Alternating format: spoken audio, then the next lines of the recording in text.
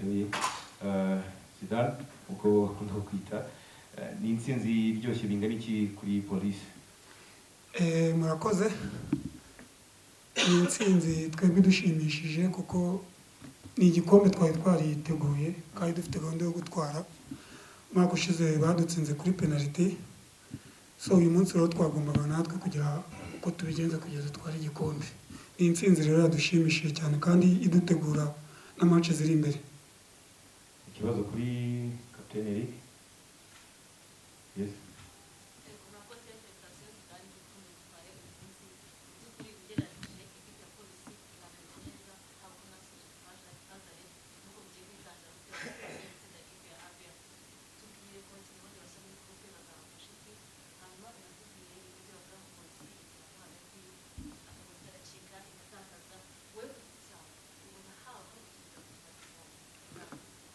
Urakoze.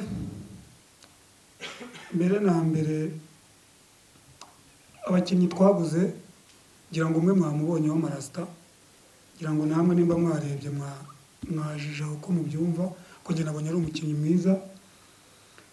So kandi nta nubwo amaze igihe adukoramo dukozemo tize ebyiri gusa, urumva ko nakora igihe gihagije azatanga byinshi birushijeho.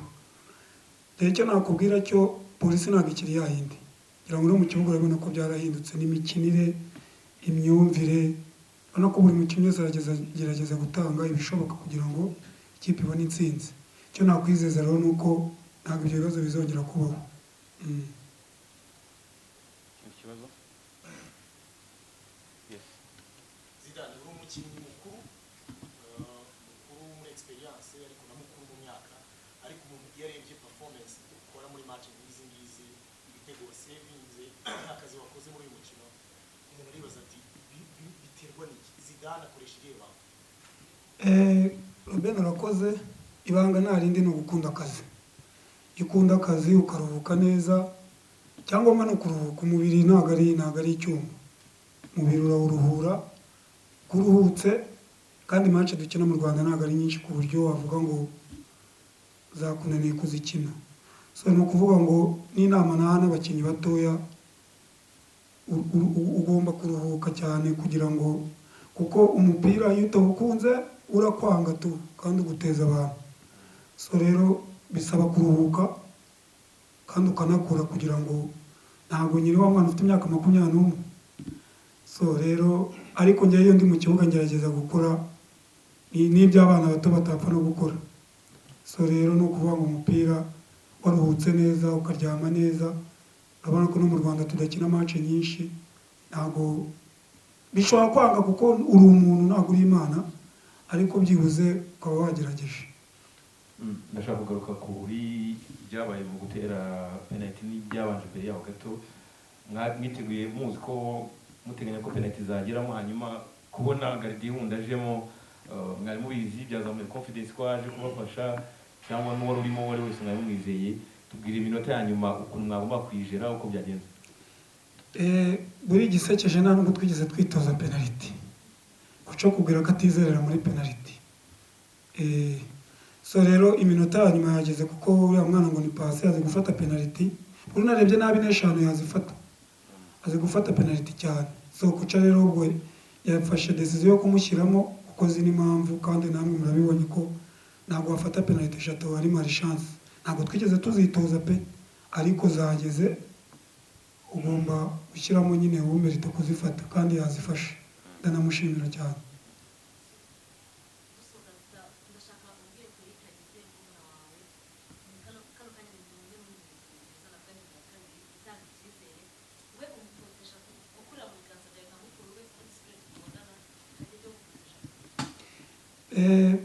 Banze nanamushimira, ageze match nziza, ari mu bakinnyi batugoye ba peri.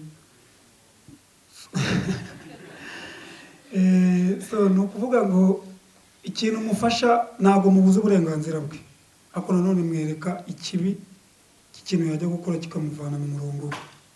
Buryo iyo umuntu mubuje n'uburenganzira bwe buri no kumulimita mu byo agomba gukora. So ni ukumubwira ko nkamwereka ikibi, noneho bagakora ibigomba kumufasha, nkamwereka nyine ikigomba kumuyobora kuko ni umwana, kandi abantu urabizi ashobora gukora ibintu yishakiye ugasanga bimukuye mu murongo ngewe icyo mufasha ni kuko turanabana mu nzu urumva ko ntabwo ashobora gukora ibintu bitajyanye n'ibyo nshaka. Murakoze cyane. Murakoze nawe. Qu'est-ce qui vous a aidé de revenir dans le jeu parce que vous avez pris un but et vous revenez, vous mettez un aussi. Quel était le discours, quelle était la réorganisation? C'est pas une question de discours ou autre chose. C'est la force du caractère, c'est la personnalité des joueurs. C'est revenir sur le score parce qu'on n'était pas sur une phase sur la première mi-temps pour revenir au vestiaire, pour faire un discours et faire quelque chose. Donc les joueurs, la deuxième mi-temps, si tu encaisses au début de la deuxième mi-temps et tu reviens, c'est le caractère, la personnalité des joueurs qu'on est en train de fonder depuis la pré-saison. Parce que c'est une mentalité, on a changé la mentalité de Police FC, c'est pas la première fois qu'on revient sur le score. On est revenu sur le score en match amical contre APR. On était mené au score 2-1 et on est revenu et gagné à 3-2. C'est-à-dire que ce n'est pas la première fois. Les joueurs, ils ont montré du caractère. On a essayé d'aller plus en avant. Et sur une faute du gardien de but de l'APR, on a réussi à égaliser. C'est pas facile de revenir sur le score dans une finale.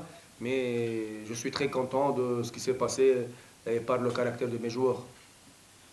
Anyone who has the question for the coach, you can ask in English, in Kinyarwanda or in French. You can translate.